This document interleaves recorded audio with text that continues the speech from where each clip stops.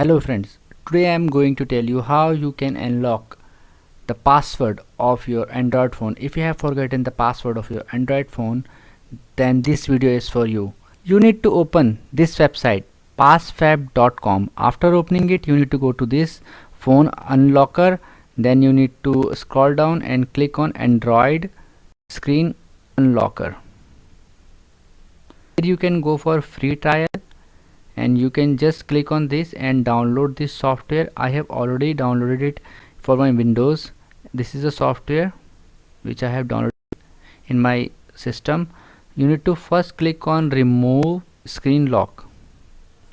Herein you will get two options. This is for old Samsung mobile and this is for advanced Android devices. So I have Android device advanced one, and here you will get this option remove screen lock, and make sure that all your password will be erased. Click on start. You will get this option remove screen recorder, and make sure to remember that take a backup of your data on any other device. If you have any important data, confirm this because your data will be removed after this process. And this is removing, you can see 40%, 70,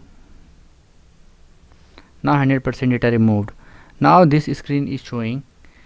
Herein you need to click on phone without home button, and first make sure to press on this long press on power button and volume down button to the power off.